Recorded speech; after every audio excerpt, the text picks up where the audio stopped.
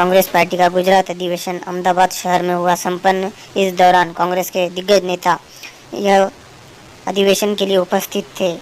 Congress party के अध्यक्ष मल्लिकार्जुन खड़गे, सोनिया गांधी, राहुल गांधी, इमरान प्रतापगढ़ी, सचिन पायलट आदि दिग्गज नेता इस अधिवेशन के लिए उपस्थित थे। जानिए यहाँ के आम जनता ने क्या कहा।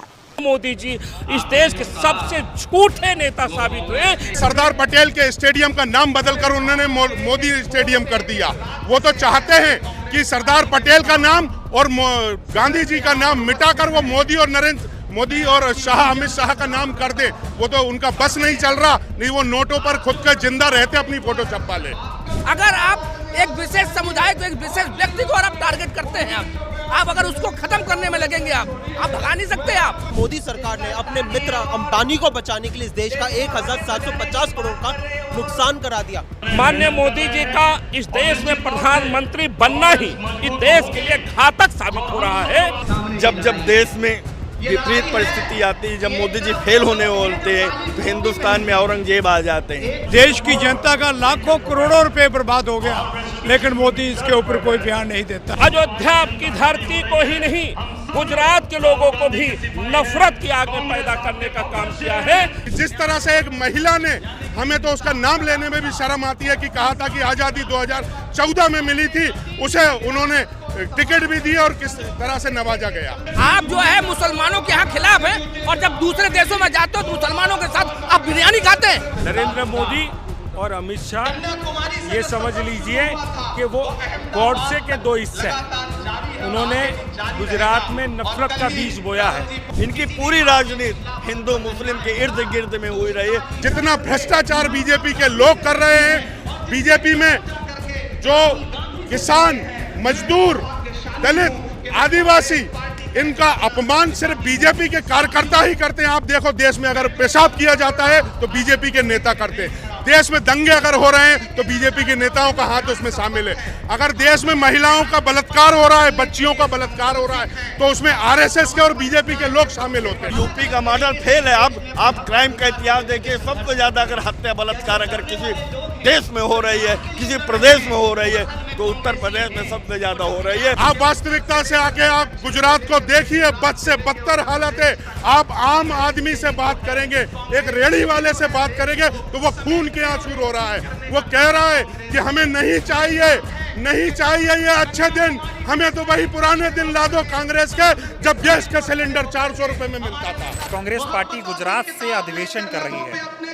बापू का और पटेल का गुजरात है। बीजेपी कहती है ये शाह और मोदी का गुजरात है। अब ये बदल नहीं सकता।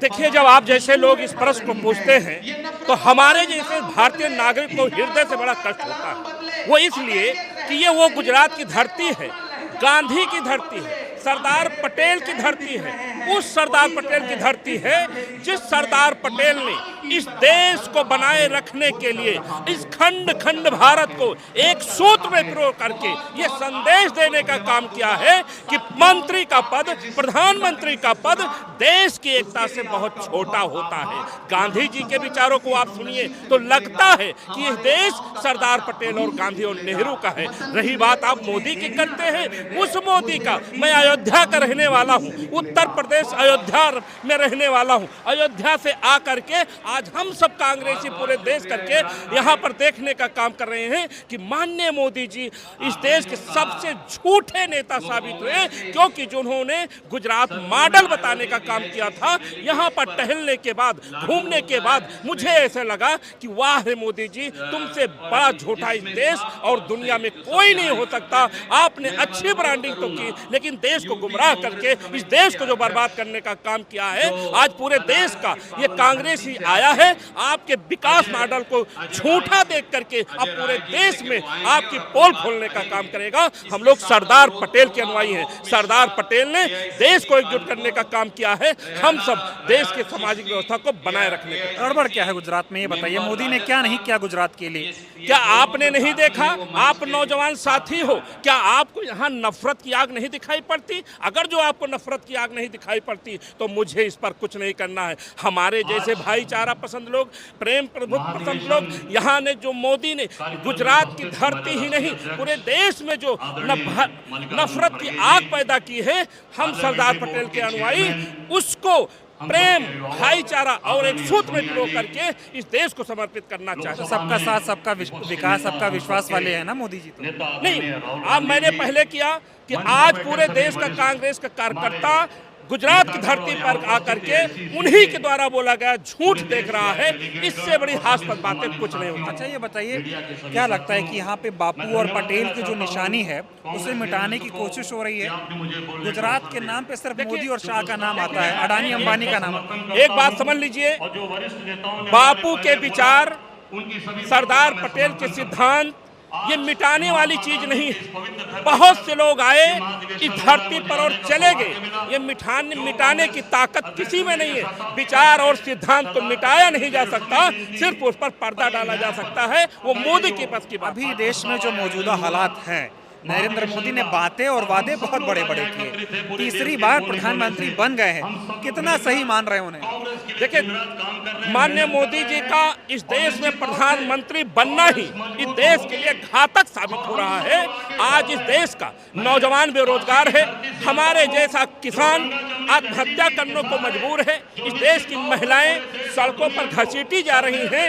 इससे कहने में मुझे कोई गुरेज नहीं है कि मोदी इस देश के लिए बहुत घातक, बहुत घातक, बहुत घातक। मेरा डंका बज रहा है मोदी के राज में दुनिया में। ये आप लोगों की निगाह में है, मीडिया की निगाह में है, आपको टीआरपी मिलती है। आप लोगों ने नौजवानों के दिमाग को जो डाइवर्ट करने का काम किया है, इसके दोषी कभी न कभी जब इतिहास लिखा जाएगा तो मोदी का नाम हिटलर की श्रेणी में आएगा। आप जैसे मीडिया वालों का नाम भी इस देश के बर्बादी की श्रेणी में अग्रिम पंक्तियों में लिखा जाएगा। अच्छा ये बताइए, नरेंद्र मोदी कहते थे कि ट्रंप मेरे बहुत अच्छे दोस्त हैं।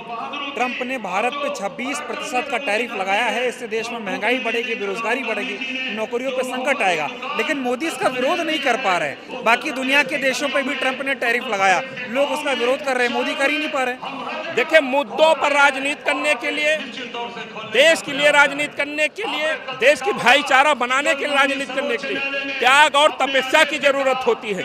मोदी जी पद के लालायित हैं, पद की लालसा में वो जब देश को बेचने चाहते हैं, देश की संस्थाएं बेचते हैं, तो जिस दिन उनको लगेगा कि हम प्रधानमंत्री अब नहीं बन सकते, उस देश को विदेशी ताकतों के बीच में बैठ करके सौदा कर लेंगे। वो प्रधानमंत्री पद नहीं छोड़ना चाहते, देश रहे या ना रहे उनके लिए पद बड़ा है। देश, वो तो देश के लिए कसम खाए थे कि सौगंध मुझे इस मिट्टी की ये देश नहीं बिकने दूंगा, कैसे बेच देंगे? आप जैसे नौजवानों को अगर जो मेरी बात नहीं समझ में आती, देश की बात नहीं समझ में आती, तो मैं दुख के साथ कहता हूं कि आज आपके मीडिया देश दुनिया में 100-150 के नीचे चली गई है। किस बात की आप तरक्की चाहते हो? अच्छा ये बताइए, गुजरात में राहुल गांधी हैं, पूरे कांग्रेस पार्टी के सीनियर लोग हैं, कितना दमखम दिखा पाएगी गुजरात के इस चुनाव में? इस अधिवेशन से क्या बदलेगा? देखिए, एक बात समझिए, आज गुजरात की धरती पर हम अयोध्या से आकर के यह महसूस कर रहे हैं कि वाह मोदी जी, आपने अयोध्या की धरती को ही नहीं, गुजरात के लोगों को भी नफरत की आग में पैदा करने का काम किया है। ये देश की जनता आपको माफ नहीं करेगी, नहीं करेगी। ये जो धरती है, ये पावन धरती है, महात्मा गांधी और सरदार पटेल के नाम से जानने वाली धरती है, और आज इस धरती को कलंकित किया जा रहा है सिर्फ दो लोगों के कारण जो आज इस देश पे राज कर रहे हैं। और उन लोगों ने इस देश में सिर्फ सद्भावना को मिटाने का काम किया, और उस सद्भावना को वापस लाने के लिए कांग्रेस ने यहीं से एक मुहिम आज से चालू की है। और आज के बाद आप देखेंगे पूरे देश में जो इस गुजरात की पावन धरती से जो एक अलग जगेगी, वो पूरे देश में उसकी गूंज सुनाई देगी। और सद्भावना के साथ, देश प्रेम के साथ, एकता के साथ, भाईचारा के साथ जो कांग्रेस का विचारधारा है, कांग्रेस का विजन है, कांग्रेस का एक लक्ष्य है कि सबको साथ लेकर चलना, सबके साथ मिलकर काम करना और सबको एक साथ रखना, उस लक्ष्य के साथ कांग्रेस अपने कार्यकर्ताओं के साथ गुजरात से सबसे पहले अपना विजन देश के सामने रखेगी और इस गुजरात को जीतकर कांग्रेस के शासन को बनाएगी और इस गुजरात के दिलों सहित पूरे भारत देश में कांग्रेस की सत्ता हासिल हो। मैं बहुत लोगों से बात कर रहा हूँ, नेताओं से भी बात कर रहा हूँ, वो कह रहे हैं कि गुजरात से बीजेपी को भगाना है, मोदी और शाह को भगाना है। अब आप कह रहे हैं कि ये बापू और सरदार का गुजरात है, बीजेपी वाले कहते हैं कि ये शाह और मोदी का गुजरात है, तो उनका गुजरात है, तो उनको यहाँ से भगाएंगे कैसे आप? बीजेपी वालों का बस चले तो वो तो कुछ भी कर सकते हैं, कुछ भी कर सकते हैं। वो नारा देते हैं मोदी है तो मुमकिन है। जैसा आपने देखा होगा सरदार पटेल के स्टेडियम का नाम बदलकर उन्होंने मोदी स्टेडियम कर दिया। वो तो चाहते हैं कि सरदार पटेल का नाम और गांधी जी का नाम मिटाकर वो मोदी और अमित शाह का नाम कर दे। वो तो उनका बस नहीं चल रहा, नहीं वो नोटों पर खुद का जिंदा रहते अपनी फोटो छपवा ले। मतलब ये मिटाने की कोशिश हो रही है पुराने बातों को। वो बीजेपी ने ये लक्ष्य बना के रखा है और बीजेपी के सारे नुमाइंदे जो उनको मानते हैं उन्होंने बापू और नेहरू पर आक्षेप लगाकर अपने आप में एक उपलब्धि हासिल करने के लिए, बीजेपी की नेताओं के नजर में अपनी उपलब्धि हासिल करने के लिए गांधी नेहरू को टारगेट करके उनके बारे में अनर्गल बयान देते हैं। आपने देखा होगा कि जिस तरह से एक महिला ने, हमें तो उसका नाम लेने में भी शर्म आती है, कि कहा था कि आज़ादी 2014 में मिली थी, उसे उन्होंने टिकट भी दी और किस तरह से नवाजा गया। ये बताइए क्या आसान है कांग्रेस के लिए बीजेपी को यहाँ से उखाड़ फेंकना? आसान?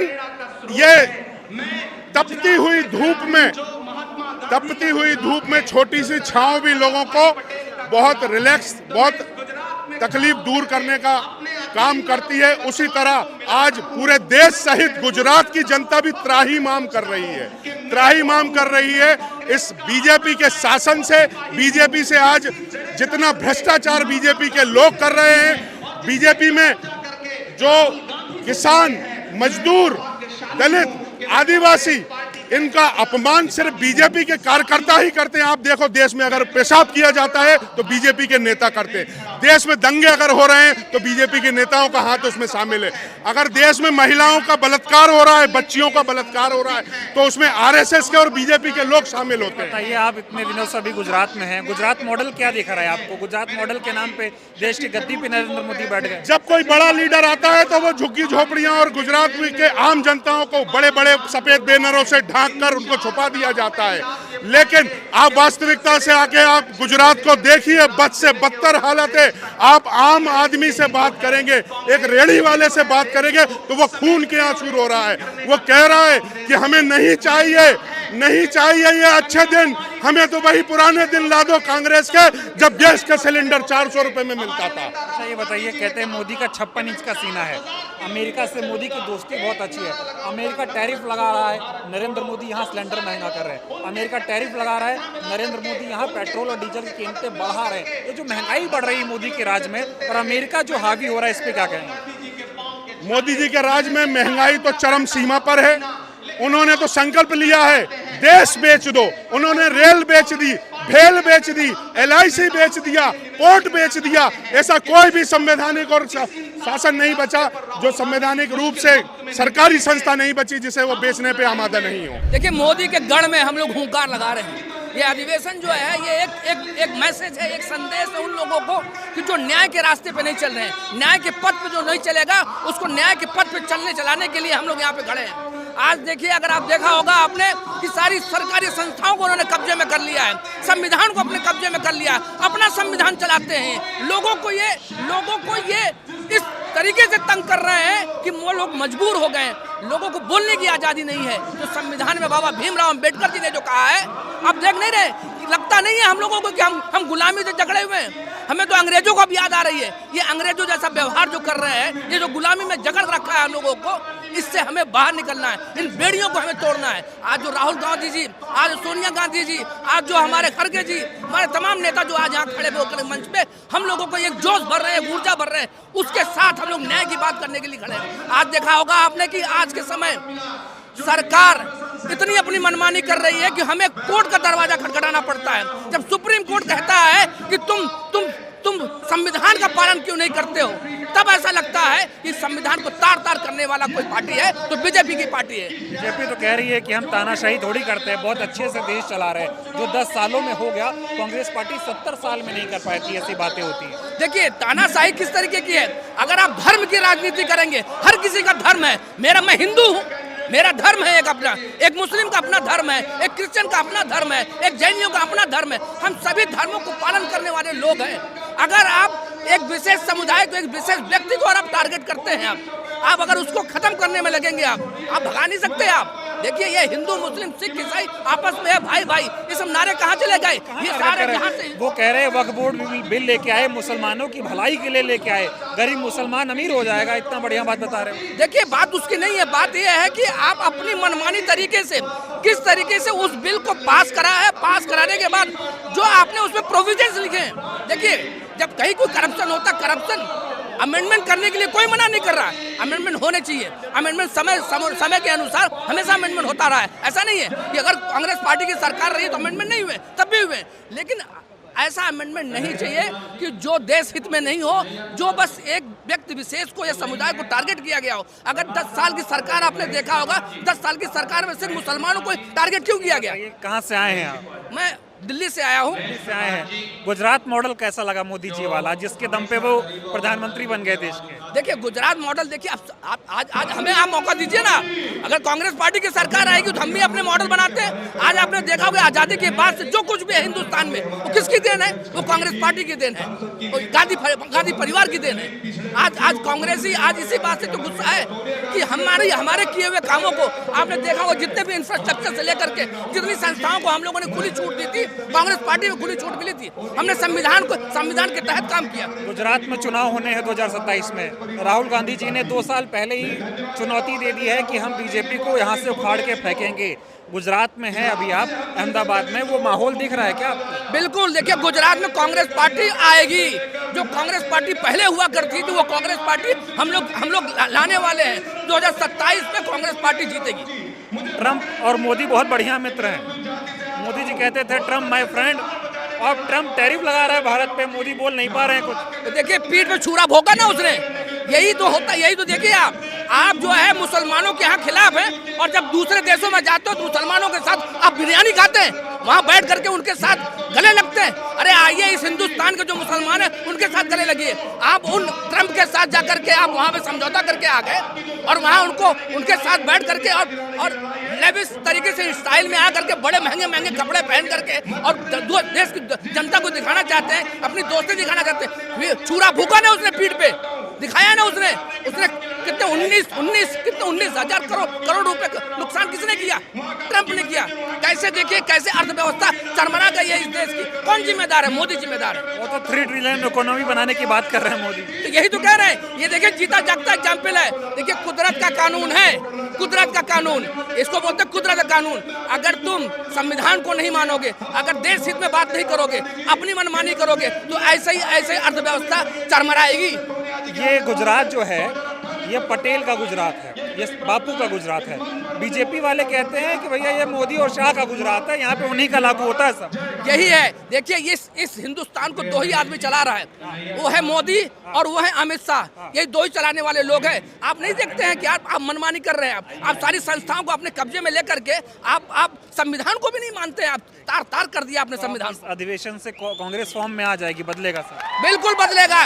केंद्र सरकार में भी सरकार आएगी कांग्रेस पार्टी की, और गुजरात में तो आएगी। गुजरात तो हम एक मॉडल बना करके दिखाएंगे कि गुजरात में सरकार बनाकर कांग्रेस पार्टी। चलिए, बहुत बहुत धन्यवाद। आप बताएं, अधिवेशन है, कितना जोश है और क्या लग रहा है, क्या बदलेगा कांग्रेस पार्टी में, और देश में जो चुनौतियां हैं इससे कैसे लड़ा जाएगा?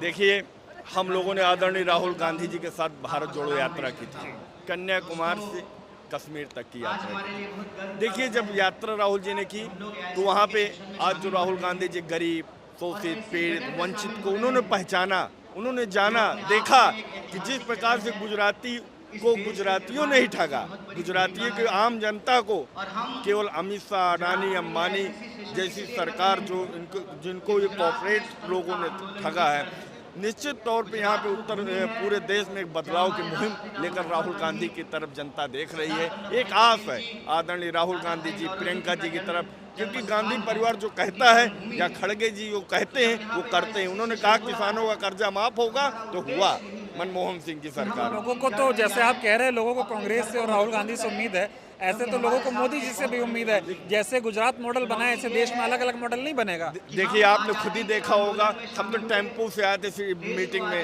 हमने टेम्पो वाले से बात की, भैया गुजरात मॉडल क्या है? उन्होंने कहा ये सब फर्जी मॉडल है, गुजरात का कोई मॉडल ही नहीं है। गुजरात का फर्जी मॉडल का प्रोपोगंडा कर पूरे देश में इन्होंने राज किया है। आज एयरपोर्ट में देख लीजिए, ड्रग्स की सप्लाई की मात्रा बढ़ी है, पकड़े गए हैं क्योंकि अडानी के पोर्ट हैं, उसमें कोई कार्रवाई नहीं होगी। आज यहाँ नशे की हालत को सबसे ज़्यादा बढ़ावा अगर किसी सरकार में हुआ है, पूरे देश में है, युवाओं को, तो वो भारतीय जनता पार्टी की सरकार में हुआ है। ये लोग बरगला कर युवाओं को नशे में बरगला रहे हैं, धर्म के नाम पर बरगला रहे हैं। मामला बदलेगा कुछ इस मीटिंग के बाद? मामला ऐसे बदलने वाला नहीं। जब हम लोग क्योंकि अधिवेशन से कोई माहौल नहीं क्रिएट होता है, हम लोगों को, नेताओं को नीचे ग्रास रूट पे लेकर जाना पड़ेगा। राहुल गांधी की विचारधारा को, कांग्रेस की विचारधारा को खड़ा करना पड़ेगा। क्योंकि मैं उत्तर प्रदेश से आता हूँ, उत्तर प्रदेश में आदरणीय प्रियंका गांधी ने काम किया था, वहाँ पे लोग जो धीरे धीरे उन्होंने सर्वाइव किया। विधानसभा में लाभ नहीं हुआ, लोकसभा में लाभ हुआ। तो जब तक हम लोग नीचे लेवल में लेके नहीं जाएंगे, जैसे खड़गे जी ने कहा कि जिंदाबाद जिंदाबाद करने से राजनीति नहीं होगी, सही कह रहे हैं। क्योंकि जब तक आपके साथ गरीब बात जब होगा जब चुनाव जीत के आया जाएगा। ये बता दीजिए, अभी ये जो देश में अभी ट्रम्प वाला बहुत चल रहा है, ट्रम्प टैरिफ लगा रहा है, मोदी जी यहाँ पेट्रोल बढ़ा रहे हैं, ट्रम्प टैरिफ लगा रहा है, मोदी जी 50 रुपए सिलेंडर में बढ़ा दे रहे हैं, ये क्या चल रहा है इस देश में? देखिए, जब देश में विपरीत परिस्थिति आती है, जब मोदी जी फेल होने बोलते हैं, तो हिंदुस्तान में औरंगजेब आ जाते हैं। क्योंकि जिस प्रकार से ट्रम्प से एलन मार्क्स का पैचअप है, हिंदुस्तान में अडानी का पैचअप, अंबानी का पैचअप, मोदी अमित शाह से, राहुल गांधी जी यही तो कहते हैं। आइडियोलॉजी समझना चाहिए इनको, क्योंकि ये एक लोग पूरे देश की संवैधानिक संस्थाओं को अपने हाथ में रखकर डाइवर्ट करते हैं दिमाग को। रामनवमी के नाम पर दंगा कराते हैं, नए नए युवाओं को बरगला कर धर्म के नाम पर मस्जिदों में चढ़वाते हैं, इसलिए कि आदमी का दिमाग डाइवर्ट रहे। ये लोग शिक्षा पे बात नहीं करेंगे, स्वास्थ्य पे बात नहीं करेंगे, महंगाई पे बात नहीं करेंगे। आज महंगाई बढ़ती चली जा रही है। आपने पढ़ा होगा अभी कि हमारे यहाँ 68% लोग EMI का लोन नहीं भर पा रहे हैं। आज हम लोग कर्जे में हैं, तो क्यों नहीं भर पा रहे हैं? इस पे बात नहीं होती है, बात औरंगजेब की कब्र पे होगी, बात वक्फ बोर्ड बिल पे होगी। असल बात, क्योंकि ये लोग दिमाग के लोगों का दिमाग का डाइवर्ट करते हैं। इनकी पूरी राजनीति हिंदू मुस्लिम के इर्द गिर्द में हुई रही है। 11 साल प्राइम मिनिस्टर हो गए उत्तर प्रदेश में। अभी मेरे जनपद में कल 3 मर्डर हो गए, एक परिवार के 3 लोगों की हत्या हो गई फतेहपुर जिले में। योगी पूरी तरह से फेल है, लेकिन इसके बाद भी भाषण में बताते हैं बुलडोजर की राजनीति। जो कोई भारतीय जनता पार्टी में जुड़ा हुआ है, वो योगी उनको संरक्षण देते हैं, उनका सब खून माफ। मोदी तो कहते हैं यूपी प्लस योगी उपयोगी। वही तो कह रहे हैं, बता तो रहे हैं, यूपी का मॉडल फेल है। अब आप क्राइम का इतिहास देखिए, सबसे ज्यादा अगर हत्या बलात्कार अगर किसी देश में हो रही है, किसी प्रदेश में हो रही है, तो उत्तर प्रदेश में सबसे ज्यादा हो रही है। योगी पूर्णतः फेल है, इसकी राजनीति केवल हिंदू मुस्लिम बुलडोजर पर निर्भर है। बदलेगा, लेकिन कांग्रेस बदलेगी, मजबूत होकर उभरेगी। 100% बदलाव प्रकृति का नियम है। हम लोग युवा हैं, हम लोग राहुल गांधी के सिपाही हैं, प्रियंका गांधी के सिपाही हैं, खड़गे जी के सिपाही हैं। हम लोग कहते हैं युवा तू बड़ा महान है, तू बड़ा महान है, मन की संतान तू है, तेरी मुट्ठियों में बंद तूफान है, तू। धन्यवाद। मेरे साथ दिनेश है, मैं इनसे बात करूंगा। हर जगह राहुल गांधी जी के साथ जाते हैं, आप गुजरात में आए हैं, नरेंद्र मोदी गुजरात मॉडल बहुत बोलते थे, क्या दिखा गुजरात मॉडल? बड़ा सौभाग्य का दिन है, पूरा कांग्रेस परिवार यहाँ एकत्रित हुआ है। कांग्रेस पार्टी के जमीन सतर से लेकर के कांग्रेस पार्टी के हाई लेवल के नेता एक साथ यहाँ बैठे हैं। ये कांग्रेस पार्टी का महाधिवेशन होने जा रहा है, और ये उस धरा पर हो रहा है जो सरदार पटेल की धरा है, महात्मा गांधी की धरा है। जहाँ साबरमती में महात्मा गांधी जी के इस दिखाए रास्ते पर सरदार पटेल के उस मजबूत कंधे ने देश को बनाया, उस धरा पर यह अधिवेशन होने जा रहा है। और ये न्याय पथ पर हम चलने के लिए खड़गे जी, राहुल जी और सोनिया जी के दिखाए रास्ते पर हम चलेंगे और पूरे हिंदुस्तान में एक बदलाव की लहर आएगी। पूरा देश देखेगा, जहां जहां चुनाव होंगे पूरे देश के कांग्रेस कार्यकर्ताओं के अंदर जुनून होगा। जैसे राहुल जी ने बताने जा रहे हैं, कांग्रेस के तमाम नेता बता रहे हैं कि हमारा जमीनी सत्र का कार्यकर्ता है उसको हम मजबूत बनाएंगे। ये यहाँ इस अधिवेशन से रेजोल्यूशन पास हुआ है और जहाँ भी आप देखोगे आपको देखने को नजर आएगा कि कांग्रेस पार्टी के कार्यकर्ताओं को मजबूती के साथ आगे लाएंगे और पूरा हिंदुस्तान में कांग्रेस खड़ी होगी। तो कांग्रेस पार्टी गुजरात में अपना अधिवेशन कर रही है, इसके क्या मायने हैं और देश में जो मौजूदा हालात है इस पे क्या कहना चाहेंगे आप? देश के जो हालात हैं, देश के हालात हैं टेररिज्म। आज जम्मू कश्मीर के हालत देखी आपने। मैं जम्मू कश्मीर से हूँ, कठुआ जिला से हूँ। हमारे जिला के हमारे यहाँ से 25 किलोमीटर दूर जहाँ अटैक हुआ, अभी 4 जवान हमारे वहाँ शहीद हुए और मिलिटेंट वहाँ से भाग गए। 15 दिन वहाँ लगातार इनका काउंटर चलता रहा, लेकिन हवा में गोली चलाते रहे, मिलिटेंट भाग गए। मोदी जब से आए तब से बड़ा मजबूत हो गया। जब से मोदी आए हैं, जब हिंदुस्तान मजबूत नहीं है, हिंदुस्तान कमजोर हुआ है। हिंदुस्तान के टॉप व्यापारी हिंदुस्तान छोड़ के बाहर के कंट्रियों में बिजनेस कर रहे हैं। यहाँ तो इस मुल्क के अंदर अबानी और अडानी इनका राज्य चलाना चाहते हैं। इनको ये सारा संस्थान जो कांग्रेस के राज में बनी है वो सारे बेचना चाहते हैं, बेची हुई है। अमेरिका ने टैरिफ लगा दिया, उस पर बोल नहीं पा रहे हैं कुछ मोदी जी। इसके ऊपर अमेरिका ने भारत पे टैरिफ लगाया, बढ़ाया है। इस मुल्क का, देश की जनता का लाखों करोड़ों रुपए बर्बाद हो गया, लेकिन मोदी इसके ऊपर कोई बयान नहीं देता है। ये कहते हैं ये ट्रंप मेरा दोस्त है। ये दोस्त है, देश की जनता को कंगाल कर दिया। ये ऐसी दोस्ती है देश के नौजवानों को, जो जहां इस सरकार ने रोजगार नहीं दिया। जब से ये मोदी सरकार 2014 के बाद जब से ये सरकार आई है, बेरोजगारी, अनएम्प्लॉयमेंट और महंगाई और गरीबी इस मुल्क के अंदर बढ़ी है। ये जो राहुल गांधी का नारा है, सबका साथ सबका विकास, ये मोदी का झूठा नारा है। ये राहुल गांधी का आम है, भारत जोड़ो, देश जोड़ो, जनता जोड़ो, हिंदू मुस्लिम सिख ईसाई आपस में है भाई भाई। इसको आने से देश में कुछ बदला नहीं। को कहाँ बन, ये जो गुजरात की बात करते हो आप, ये गुजरात तो 11 साल से रही है। गुजरात बनाया किसने? ये राष्ट्रपिता महात्मा गांधी, सरदार पटेल और बहुत से जो लीडर हैं हमारे, ये गुजरात कांग्रेस ने बनाया। ये कांग्रेस का गुजरात है। पूज्य महात्मा गांधी और सरदार साहब की पावन भूमि पे 2 दिन का ये कांग्रेस पक्ष का राष्ट्रीय अधिवेशन, मैं मानता हूँ गुजरात कांग्रेस के लिए, गुजरात कांग्रेस के कार्यकर्ता के लिए, मेरे जैसे हजारों कार्यकर्ता के लिए एक नई ऊर्जा का माध्यम बनेगा। और साथ साथ में यही गांधी सरदार की भूमि से, जैसे पहले आज़ादी जंग में हमको मार्गदर्शन मिला, इसी तरह फिर से एक बार जो अहंकारी शासक है मोदी शाह की, इसके खिलाफ का एक जो ऊर्जा के साथ विचारधारा की लड़ाई में एक नई ऊर्जा हमको मिलेगी। मुझे पूर्ण विश्वास है, जिस तरह के राहुल जी ने गुजरात पे फोकस किया है, गुजरात में आके कार्यकर्ता से संवाद किया, इसी तरह से अधिवेशन से भी एक नई ताकत से साथ हम सेवा और समर्पण के भाव से संघर्ष करेंगे और लोगों के बीच में जाके इस बात करेंगे कि विचारधारा की लड़ाई में कांग्रेस के कार्यकर्ता जन जन तक पहुँचाएगा। एक विभाजनकारी विचारधारा, RSS की विचारधारा के खिलाफ लोगों के जोड़ने की और लोगों के बीच में सद्भाव खड़ी करने वाली कांग्रेस की विचारधारा। बापू का गुजरात है, ये पटेल का गुजरात है, बीजेपी कहती है ये शाह और मोदी का गुजरात। मुझे लगता है अहंकारी शासक है, जिसने आज़ादी के जंग में अंग्रेजों का साथ दिया। इसी विचारधारा वाले कैसे बापू सरदार के साथ अपने अपना सरदार साहब का नाम हटा के अपना नाम रखने वाले ऐसे कैसे शासक है? मैं मानता हूँ ये सोच के खिलाफ लड़ाई कांग्रेस लड़ रही है। बहुत धन्यवाद सर बातचीत करने के लिए। हाँ बताइए, अब बताइए, जो ये मुद्दे चल रहे हैं देश में, इस पे कुछ बोल नहीं पा रहे हैं मोदी जी। देखिए, सच्चाई ये है कि मोदी जी इस देश में संसद को रात के 2:30 बजे तक चलाते हैं, रात के 4 बजे तक चलाते हैं वक्त पे चर्चा करने के लिए। क्यों? ताकि इस देश में जब अमेरिका जो है 26% टैरिफ लगाता है, उस पर चर्चा ना हो। मोदी जी इस वक्त के चर्चा के उससे इस देश का ध्यान भटकाना चाहते हैं कि कैसे मोदी सरकार ने अपने मित्र अंबानी को बचाने के लिए इस देश का 1750 करोड़ का नुकसान करा दिया। उससे मोदी जी ध्यान भटकाना चाहते हैं। आज हम लोग गुजरात में आए हैं, हमारे देश के सबसे बड़े जो महान नेता हैं, जो सरदार पटेल जी हैं, महात्मा गांधी जी हैं, उनकी जन्मभूमि पे हम यहाँ पे आए हैं। और यहाँ पर आके हम अपनी आज़ादी की लड़ाई जो हमने पहले लड़ी थी, पहले हमारी, जैसे हमारे अध्यक्ष जी ने कहा, वो पहले की लड़ाई हमारी थी विदेशों से, लेकिन आज की जो हमारी ये लड़ाई है वो हमारी खुद की सरकार से आज हमें लड़ाई लड़नी है। हमें आज़ादी की लड़ाई लड़नी है बेरोजगारी के खिलाफ। हमें आज़ादी की लड़ाई लड़नी है कि किस प्रकार से इस देश की सरकार जो है जाति के आधार पे, धर्म के आधार पे लोगों को बांटने का काम कर रहे हैं, उसके खिलाफ हमें ये आज़ादी की लड़ाई लड़नी है। गुजरात है, गुजरात मॉडल के नाम पे मोदी जी देश की सत्ता पे काबिज हुए। गुजरात मॉडल है क्या, थोड़ा समझाइए, क्या नजर आ रहा है गुजरात मॉडल के नाम पे आप?